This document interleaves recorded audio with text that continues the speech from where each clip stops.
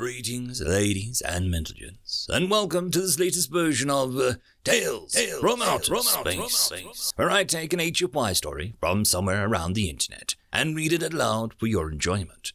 All the relevant links are down below. Like, subscribe, and all that YouTube gumph to help this video and channel grow. Anyways, as always, I hope that you enjoy.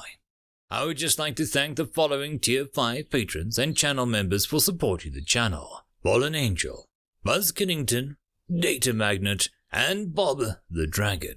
Thank you again, and now on to the story. All Their Saints Are Demons, written by LordsOfJoop.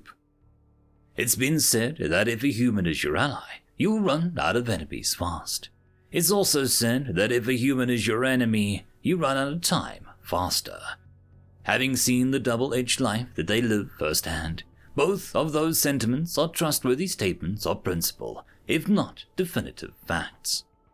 In my tenure as a ship's medical officer, I've borne witness to dozens of different classes of injuries and afflictions, ranging from the benign instances of wayward romances without proper disease or infection screening, all the way to explosive decompression's effect on soft, helpless, fleshy bodies. The space in between fills medical texts and my nightmares. Then I met the humans and decided that I would study a carpentry-based profession. I've become quite good at joining different types of wood, exploring staining techniques, and even incorporating design ideas from multiple cultures into my own unique style. Rather proud of my collection of small, functional containers fashioned after naval vessel storage lockers from the human homeworld's rather impressive antiquities selection. The reason I quit medicine is simple. They don't recognize it as a need so much as an option. Most of them can heal injuries which cripple nearly 99 out of 100 species. They can shrug off conditions which leave others as tasteful mentions in assorted safety guidelines and maybe comparable honorable pictorials in the after effects of different accidents and incidents.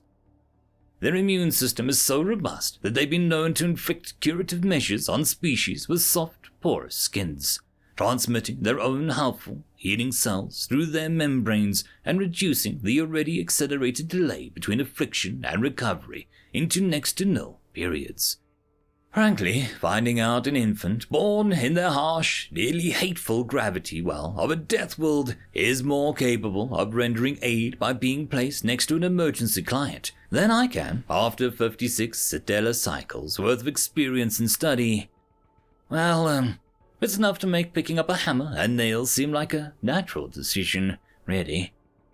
Then comes the facts of their unique, robust physical natures. They can exert themselves to exhaustion and operate at full capacity with the barest of rest periods.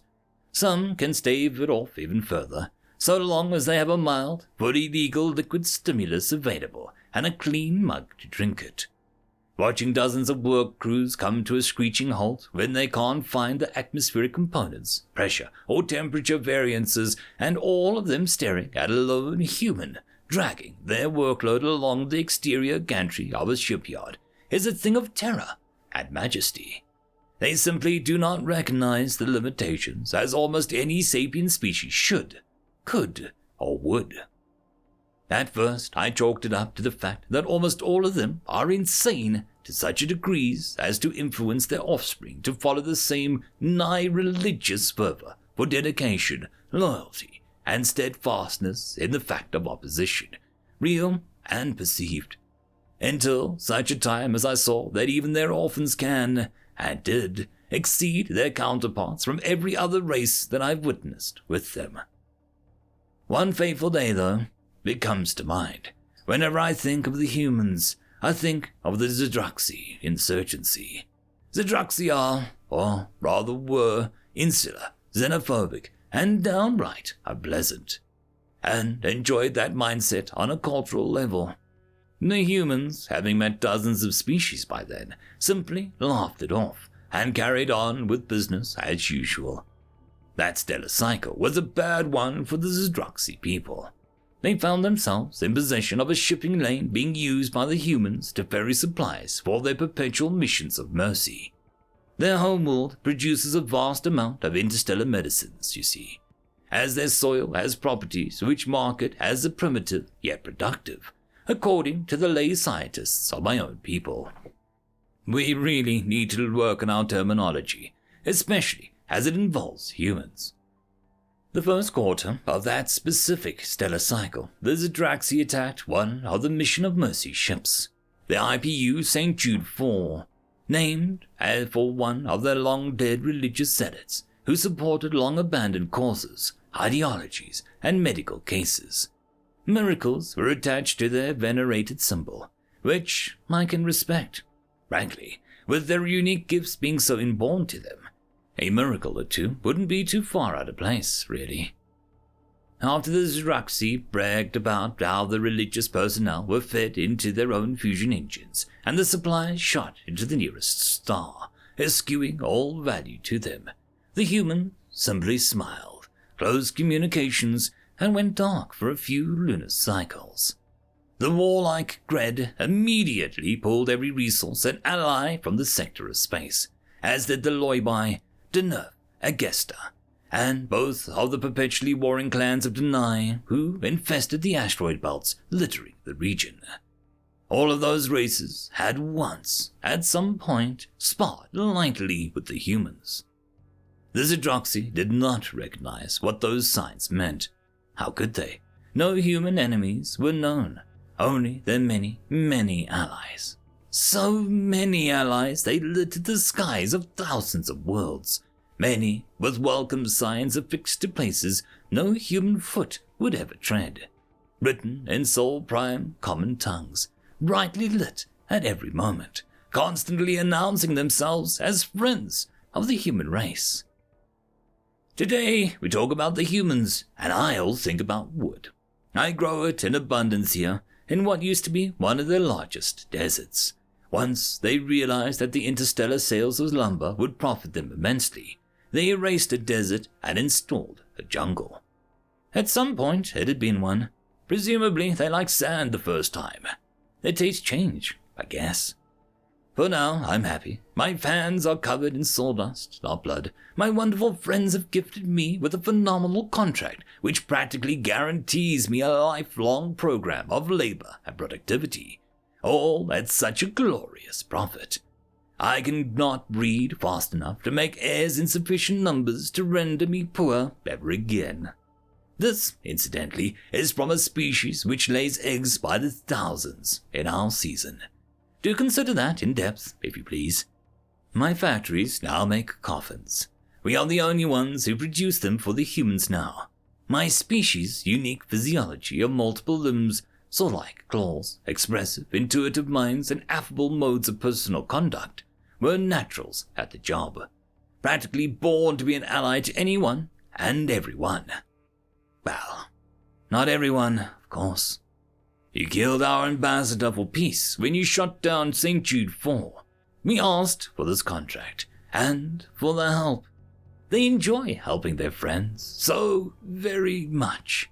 So, Prime Minister Agro, you have my sympathies and regrets to what is left of your people, the Zdraxi. You also have to get to work soon. Your friends are counting on you. End of story. Story number 2. Survival, written by ProvisionalRebel. Humanity entered the galactic stage in an age of strife. A war raged between a number of federations, and soon they entered the fray with the gift of FTL technology from the Council. Officially, the United Governments of Earth were neutral at the outset, at least, but many of its citizens were swayed by the liberation of death camps in the Thasian Imperium. Some were hired as mercenaries and privateers, mostly looking for bodies to inflate their prices rather than considering them worthy soldiers, and yet more enlisted with the Council's auxiliary divisions.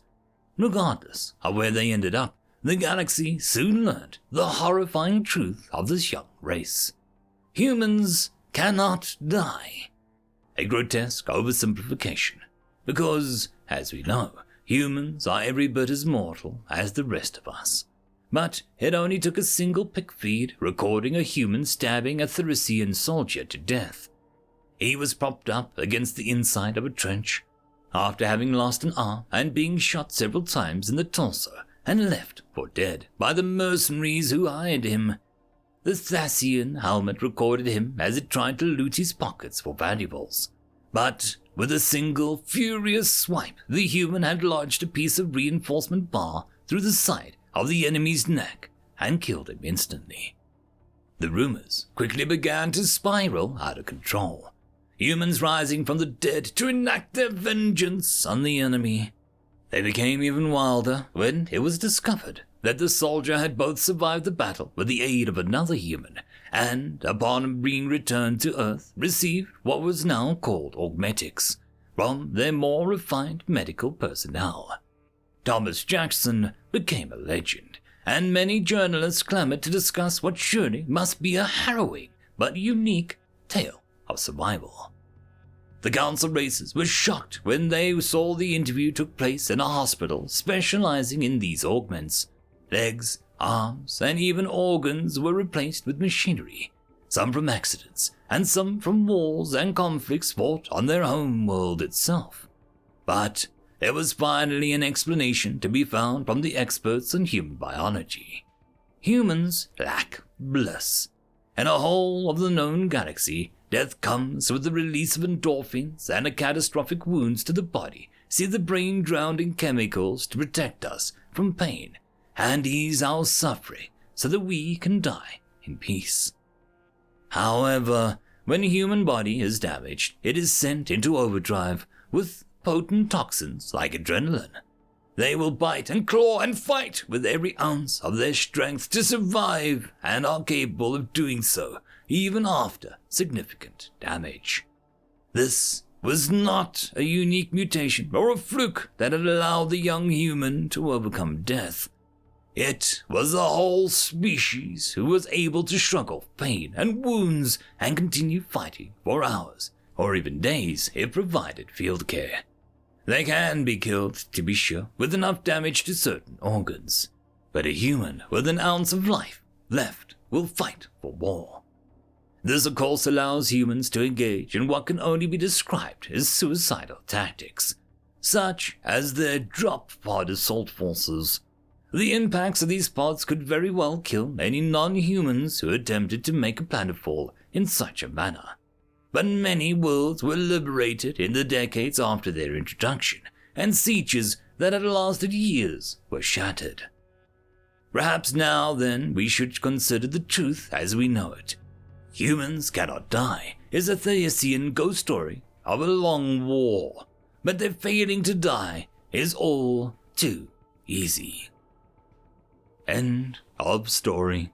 And that, my friends, concludes this video. I hope that you enjoyed, and if you do, please consider supporting the author, even by popping over and leaving a thumbs up or a nice comment, just to show your appreciation for the story.